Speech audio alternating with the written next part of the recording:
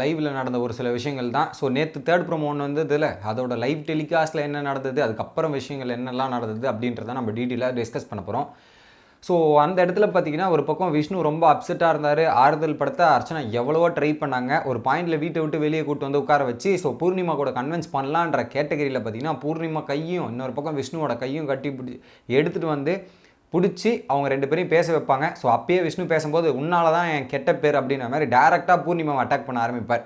So அப்போ வந்து, "அது எப்படிங்க? நான்லாம் பொறுப்பாக மாட்டீங்க. நீங்க தாங்க பொறுப்புன்ற" மாரி அந்த விவாதம் ஸ்டார்ட் ஆகும். அங்கருந்து அர்ச்சனா எஸ்கேப் ஆனதுதாங்க. கிட்டத்தட்ட ஒரு 1 மணி நேரம், கிட்டத்தட்ட 1 1/2 மணி நேரம் அந்த பேச்சு போயிருக்கும்னு நெனைக்கிறேன். கிட்டத்தட்ட 1 மணி நேரம் போயிருக்கும், எனக்கு தெரிஞ்ச வரைக்கும். அப்போ வந்து விஷ்ணு சொல்றாரு, நீங்க தான் என்ன கேப்டன் ஆக்கணும்னு நெனச்சீங்க. உன்ன நம்பி தான் நான் வந்தேன் பூர்ணிமா. ஆனா நீயே என் கூட சண்டை போட்டதுக்கு அப்புறம் வந்து எனக்கு என்ன பண்றது, ஏது பண்றதுன்னு தெரியல. நீ இல்லாம என்ன ஒண்ணுமே பண்ண முடியல அப்படின்ற மாரி தான் பேசினாரு. அவர் சொன்ன மீனிங் எனக்கு அப்படி தான் புரிஞ்சது. நீங்க இல்லன்னா நான் இல்ல அப்படின்ற மீனிங்ல வந்து சொன்னாரு. நீங்களே எனக்கு ஒரு சப்போர்ட்டிங் ஃபேக்டரா சப்போர்ட்டா இருப்பீங்கன்னு நெனச்சீங்க. ஆனா நீங்க இந்த தட்டு மேட்டர்ல ஆரம்பிச்சு எல்லா இடத்துலயுமே நீங்க பேசுனதுலருந்து என்ன அட்டாக் பண்ண மாரி இருந்தது. நான் எப்படி ஹேண்டில் பண்றது, எப்படி சிச்சுவேஷன் பண்றதுன்னே தெரியல.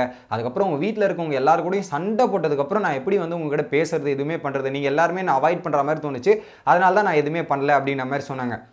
அதுக்கு பூர்ணிமா சொன்னாங்க, "ஏங்க நான் எதுலயுமே சண்டை போடலங்க. உங்களுக்கு ஹெல்ப் பண்ற விதமா தான் நான் இருந்தேன். உங்களுக்கு ஹெல்ப் பண்ணேன். உங்களுக்கு மோட்டிவேட்டர் பண்ண விதமா தான் நான் இருந்தேனே தவிர, வேற எதுவுமே நான் பண்ணலங்க. நீங்க அப்படி நெனச்சுக்கிட்டா நான் பொறுப்பாக முடியாதுங்க. ஆனா நீங்க திட்டு வாங்குனதுக்கு முழுக்க முழுக்க நீங்க தாங்க காரணம்." அப்படின்றத சொல்லிர்றாங்க. என்னன்னா, ஸோ அன்னைக்கு கேப்டன்சில திட்டு வாங்குனது நீங்க தான் காரணம். அதுக்கு நாங்க காரணம் இல்ல அப்படின்ற மாரி பூர்ணிமா சொல்றாங்க. அப்புறம் ஏங்க அன்னைக்கு கும்பலா உட்காந்து எல்லாமே ஒண்ணா சேர்ந்து இது பண்ணதே எனக்கு வந்து என்ன பிளான் பண்ணி காலி பண்ண மாரி இருக்கு. ஒட்டுமொத்த குரூப்பா உட்காந்து பிளான் பண்ணி என்ன அட்டாக் பண்ணி காலி பண்ணியிருக்கீங்க. அப்படின்ற மாரி தான் எனக்கு ஒரு ஃபீலிங் இருக்கு. ஏன் அப்படிலாம் பண்ணீங்க? குறிப்பா உங்க மேல எனக்கு ரொம்ப வருத்தம் இருக்குன்ற மாரி இவரு பேச, அவரு பேசன்ற மாரி லென்த்தா கான்வர்சேஷன் போயிட்டு இருக்கு.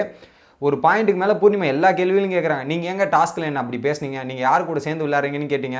அதுக்கேத்த மாரி ஆட்டிக்கிட்டு வராரா?" அப்படின்றது தினேஷ் கேட்டதுக்கு ஒரு கேப்டனா நீங்க அதெல்லாம் கேள்வி கேட்கல.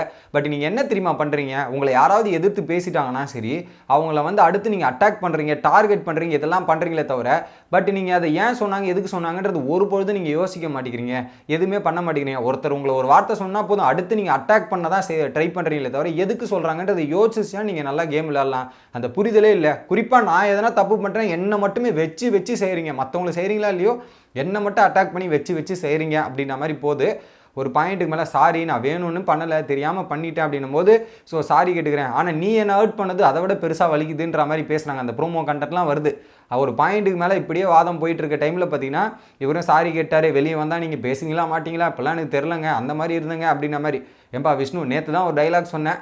பேசவே மாட்டேன், பேசவே மாட்டேன் அப்படின்ன மாரி இருந்த. பட்டா மறுநாள் வந்து பேசிட்டியேப்பா. என்னதான் அர்ச்சனா போஸ்ட் பண்ணாலும் நீ பேசிட்டியேப்பா அப்படின்ற மாரி தான் இருந்தது. அதுக்கப்புறம் பார்த்தீங்கன்னா, அங்கருந்து கொஞ்சம் எமோஷனல் ஆயிட்டு கண் கலங்கி போயிட்டு அப்படியே போய் பெட்ரூம்ல படுத்துட்டாரு. ஒரு பக்கம் பூர்ணிமா டல்லா இருக்க, இன்னொரு பக்கம் விஷ்ணு டல்லா இருக்கன்ற மாரி 2 பேர் ஃபேஸும் டல்லாவே இருந்தது. அதுக்கப்புறம் அதிலிருந்து எழுந்து வந்து பூர்ணிமா சாப்பிடும்போது, பூர்ணிமா பக்கத்தில சாப்பிடுறத போயிட்டு அவரும் உட்காந்து சாப்பிட்டு, அங்க ஒரு டீட்டெயிலா அங்க ஒரு கிட்டத்தட்ட ஒரு 20 நிமிஷம் கான்வர்சேஷன் போயிட்டுருக்கும். அங்கருந்து சாப்பிட்டு கை கழுவுறதுல தூரத்துலேருந்து எல்லாமே நடக்குது. மன்னிப்பு கேட்டார். கிட்டத்தட்ட அதுக்குள்ள வந்து ஒரு 20லேருந்து 25 வாட்டி பூர்ணிமா கிட்ட மன்னிப்பு கேட்டிருப்பார். நான் பண்ணது தப்புங்க, தப்புங்க, தப்புங்கன்னு மன்னிப்பு கேட்டு பூர்ணிமாவோட இஷ்யூவ சால்வ் பண்ணி முடிச்சிட்டாரு. அங்கருந்து வந்து டைரக்ட்டா அடுத்து போய் அனன்யா கூட இஷ்யூ வருதுல்ல, அனன்யா கிட்ட ஒரு சாரி, மாயா கிட்ட ஒரு சாரி, மாயா கிட்ட சாரி கேட்கும்போது, மாயா கலாய்ச்சி விட்டாங்க. எதுக்கு சாரி? ஏன் சாரி? எந்த சாரி? இந்த வாரத்துக்கா, போன வாரத்துக்கா இல்ல சாரி வருமா? அப்படின்ற மாரி பயங்கரமா வந்து மாயா வந்து ஒரு பக்கம் விஷ்ணுவ கலாய்ச்சி விட்டு, அவரும் அத கூலா எடுத்துட்டு போனாங்க. உடனே அர்ச்சனா கேட்டாங்க, "ஏங்க அவர் சாரி சொல்றது ஏங்க இப்படி பண்றீங்க?" அப்படின்ற மாரி அர்ச்சனா கேட்டோனே, இன்னும் மாயா கடுப்பாயிருக்கும். இந்த மாரி இஷ்யூலாம் நடந்தது. பட் எனிவே என்னன்னா, பூர்ணிமா ஓப்பனா சொல்லிட்டாங்க, "உங்க கேப்டன்சில நடந்த தப்புகளுக்கு நீங்க தாங்க காரணம். அது நாங்க காரணம் கிடையாது. நீங்க உருப்படியா பண்ணியிருந்தீங்கன்னா உருப்படியா இருந்திருப்பீங்க. நீங்க எதுவுமே பண்ணல." அப்படின்ற மாரி இவ்வளோ டீட்டெயிலான கான்வர்சேஷன் நடந்து முடிஞ்சிருக்கு. பட் ஒரு வகையில பார்க்கும்போது விஷ்ணுவுக்கும் பூர்ணிமா பிடிக்கும். ஆனா பூர்ணிமாவுக்கும் ஒரு வகையில பார்த்தீங்கன்னா, விஷ்ணு மேல சாஃப்ட் கார்னர் இருக்கு அப்படின்றது தான் உண்மை. அத ஓப்பனா அவங்களே அக்செப்ட் பண்ணிக்கிறாங்க. எனக்கு உங்க மேலயும், நிக்சன் மேலயும் சாஃப்ட் கார்னர் இருக்குங்க. ஸோ அவங்க மாயா வந்து அவங்களோட கேம் தனியா விளையாடுறாங்க. பட் நான் உங்களுக்கு ஒரு சாஃப்ட் கார்னர் வச்சிருக்கேன். உங்களுக்காக ஒரு சில விஷயங்கள் நானும் பேசுறேன். அதெல்லாம் மறுக்கவே இல்ல. நான் வேணுத்துக்குன்னே பண்ணல. உங்களுக்கு ஹெல்ப் பண்ணணும்னு தான் பண்ணேன். பட் உங்களுக்கு எதுவுமே புரியல. அந்த புரிஞ்சிக்காம நீங்களே ஒரு ஜட்ஜ்மெண்டலும் பெர்ஸ்பெக்டிவ்ல போயிட்டு நீங்க எல்லாமே இப்படி பண்றீங்க. அதெல்லாம் மாத்திக்கங்க. அது உங்களோட கேமுக்கு நல்லதில்ல அப்படின்ற மாரி ஒரு இடத்துல மோட்டிவேட் பண்ணியிருக்காங்க. இந்த இஷ்யூலாம் முடிஞ்சதுக்கு அப்புறம் நைட்டு போய் விஷ்ணு வந்து போயிட்டு அர்ச்சனா ரொம்ப நன்றி அர்ச்சனா, நீங்கள் இல்லைனா நான் வந்து பேசியிருக்கவே மாட்டேன், இந்த அளவுக்கு வந்து இந்த இஷ்யூவை சால்வ் பண்ணுறதுக்கு நீங்கள் தான் ஹெல்ப் பண்ணீங்க அப்படின்ற மாதிரி அர்ச்சனா கிட்ட போய் நன்றிலாம் சொல்லிக்கிறார் விஷ்ணு. ஆனால் விஷ்ணு அந்த அளவுக்கு புலம்பிட்டு இருந்தாருங்க. அர்ச்சனா இருந்ததால் தான் இப்போ விஷ்ணு நிம்மதியாக இருக்க காரணமே. அப்படி இருந்த விஷ்ணு இப்படி மாற்றினது அர்ச்சனா தான் அப்படின்றத நம்ம சொல்லிக்கணும். நீங்கள் என்ன நினைக்கிறீங்க அப்படின்றத கமெண்ட் பண்ணுங்கள். வீடியோ பிடிச்சிருந்தா லைக் பண்ணி தொடர்ந்து சப்ஸ்கிரைப் பண்ணி